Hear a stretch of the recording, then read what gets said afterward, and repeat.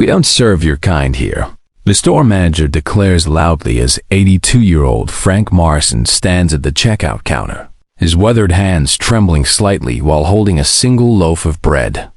The packed grocery store falls silent, as dozens of shoppers turn to stare at the frail old man in his faded military jacket, unaware that the purple ribbon pinned to his chest represents the highest honor America can bestow on a soldier. What happens next will leave you speechless and restore your faith in humanity.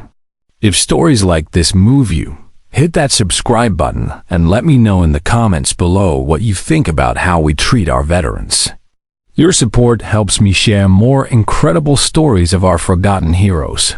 Frank Morrison had walked into Miller's grocery store like he did every Tuesday morning for the past 3 years. The 82-year-old veteran moved slowly down the aisles, his cane tapping against the polished floor.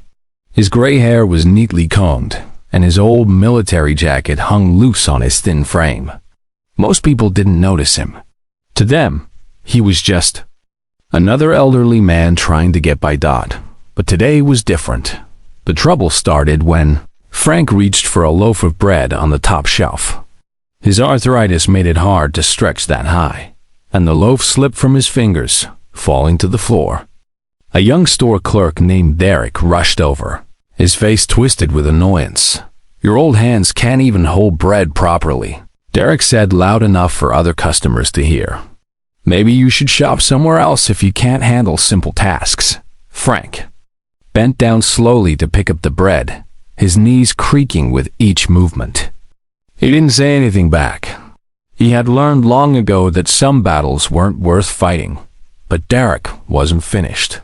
He followed Frank to the checkout counter where a small crowd had gathered.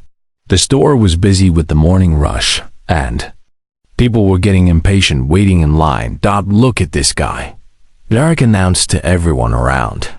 "He's holding up the whole line because he can't even walk properly. These old people think they own the place." Frank's hand shook as he reached for his wallet.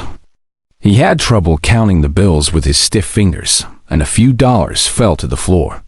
The people behind him started to grumble and complain. "This is taking forever," one woman said. "Why don't these people just stay home?" The store manager, a heavy-set man named Carl, walked over to see what the commotion was about. He looked at Frank with obvious disgust, taking in the old military jacket and the way Frank's hands trembled. "We don't serve your kind here," Carl said loudly, his voice carrying across the store. "You're disrupting my business and bothering my customers. I want you to leave right now." Frank looked up at the manager, his blue eyes filled with quiet dignity. "I just want to buy some bread," he said softly. "I have money to pay. I don't care what you want." Carl shot back. "Look at you. You're dirty, you smell, and you're scaring away my regular customers. Take your business somewhere else." The entire store had gone silent now. Every customer was watching the confrontation. Some people pulled out their phones to record, while others whispered among themselves. A few looked uncomfortable, but nobody spoke up to defend Frank. Frank's face turned red with embarrassment. He had served his country for over 20 years, fought in Vietnam when he was just 19 years old, and earned more medals than most soldiers ever see. But right now, he felt smaller than he had ever felt in his life. "Please," Frank said quietly, "I live alone. This is the only store I can walk to from my apartment. I just need some groceries." Carl stepped closer, his voice getting louder. "I don't care about your sob story, old man. You're not welcome here." Security. A security guard appeared from behind the customer service desk. He was young and looked nervous about the situation, but he followed orders. "You need to leave, sir," the guard sighed apologetically. "The manager has asked you to go." Frank nodded slowly and started to turn away. His shoulders sagged with defeat, and he walked toward the exit with his head down. The crowd parted to let him through, but their stares felt like daggers in his back. "That's what I thought," Carl called out after him. Don't come back." But just as Frank reached the automatic doors, they slid open again. A tall man in a crisp military uniform walked in. He was younger than Frank, maybe in his 60s, with silver hair and sharp eyes that seemed to take in everything at once. The insignia on his uniform showed he was a Marine general. The general's name was Robert Hayes, and he had stopped by the store to grab some coffee before heading to a veterans meeting across town. He immediately noticed the tension in the air and the way everyone was staring at the old man near the exit. "What's going on here?" General Hayes asked in a voice that commanded attention. Carl straightened up, suddenly looking less confident. "Just removing a troublemaker, sir. Nothing to worry about." General Hayes looked at Frank and noticed the military jacket, the way he stood despite his age, and most importantly, the small purple ribbon pinned to his chest. The general's expression changed completely. "Soldier," the general said, walking over to Frank. "What's your name and rank?" Frank stood a little straighter, muscle memory from decades of military service taking over. "Frank Morrison, Staff Sergeant, United States Army, retired, sir." General Hayes nodded with respect. "How long did you serve, Staff Sergeant?" 22 years, sir. 2 tours in Vietnam, 1 in Korea." The general's eyes moved to the purple ribbon on Frank's jacket. His face grew serious as he realized what he was looking at. "That's a Purple Heart, isn't it, Staff Sergeant?" "Yes, sir," Frank replied quietly.